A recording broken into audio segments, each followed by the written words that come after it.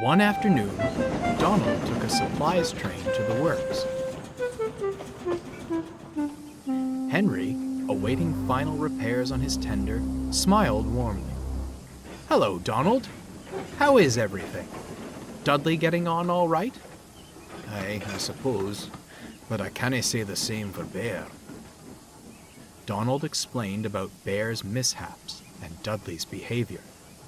It doesn't add up, he continued. It's not like Bear to act in such a way. I'm awfully suspicious of Dudley. Henry grew stern. "You must tell the Fat Controller at once. I'm all too familiar with this sort of situation." Henry recounted the events of Diesel's stint on the railway. "You dinna say!" gasped Donald. "He even tried to lie about me. We caught him, but only after Duck went to Edward Station. If Dudley's not stopped, Bear could be sent much further away. By the sounds of it, he's already got his coupling hooks in Gordon and James." Donald was pensive. "Leave it with me," he said, and hurried back to the shed.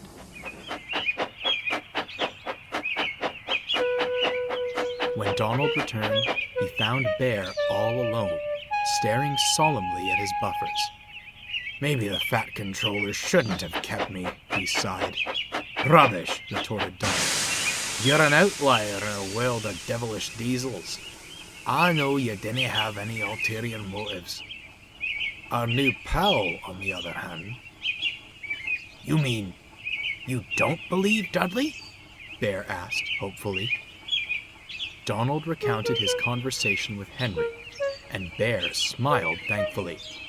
"And here I thought I was all muddled in the radiator. The question is, how do we prove he's behind all this?" "I know just the thing," Donald winked. The next day, Dudley was dozing at the shed. Donald was shunting nearby when Bear came excitedly along. "I say, Donald," he said loudly, "where'd you put the coaches for the VIP train?" "Near the station," Donald replied with a grin. "They're ready and waiting for you." "Excellent," said Bear. "I'll be off then. Must be spick and span for our special guest." "A special guest, eh?" smirked Dudley. Bear was waiting in a siding for his driver to return, pretending to be asleep. He heard the rumble of trucks rolling past, accompanied by deep puffing. When the sound died away, he opened one eye. The trucks sat on the points, blocking him in. "Worked like a charm," he chuckled to himself. Meanwhile, Dudley skulked around the sidings by the big station. Special coaches, he thought. Where could they be? "Over here!" came a voice. Dudley perked up and hurried towards it. Into a siding he swerved, and waiting for him was... "Well, hello!" grinned Toad. "You must be Mr. Dudley." "You're not a special coach," Dudley growled. "I never claimed to be one, sir," Toad replied in his chipper manner. "Oh, were you looking for some?" "There's meant to be a VIP train," snarled Dudley, "and I'll be the one to take it." "A VIP train? That does sound thrilling." You? Dudley gritted. "How'd you get out of that siding?" "I helped him," said Donald. "Question is, how'd you know he was trapped?" Dudley went pale. That is to say, "An excellent question indeed, Donald. I'm most curious to hear the answer." The Fat Controller stepped out of Toad. "Well, Dudley, shall we have the truth this time?" The engine's bewildered face twisted into a wicked snarl. Yes, it was all my doing. I'm still an engine in his prime. Why should I face the prospect of scrap? Oh, yes, we've all heard of the sanctuary that is the Fat Controller's Railway. A haven where steam will always have a place. And yet, there still appear to be rats among us. I've proven my worth. Surely you wouldn't send an engine to his end, sir? The Fat Controller pondered. No, Dudley, he said at last. I wouldn't. Dudley smirked. And I wish you luck in finding a new home. However, it won't be here. You can't, Dudley gasped. Deceit has no place on my railway. I welcome any engine, steam or diesel, who shows that they are both useful and honest in their work. I hope you learn to change your ways. Perhaps then you will find what you seek. I politely ask that you leave at once. There was silence. Donald and Bear stood with bated breath.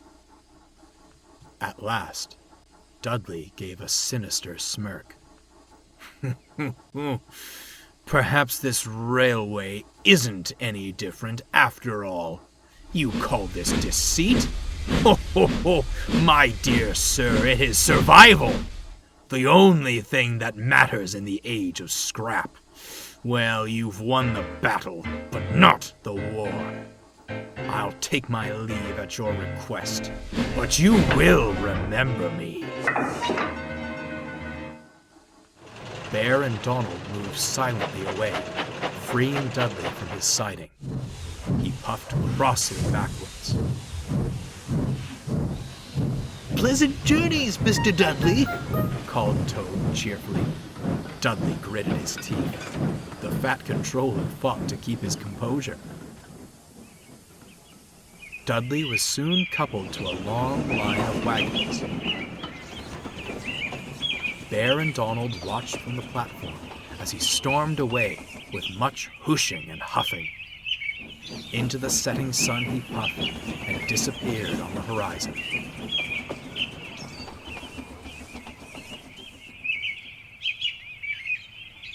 I do feel some sympathy for him, sighed Bear.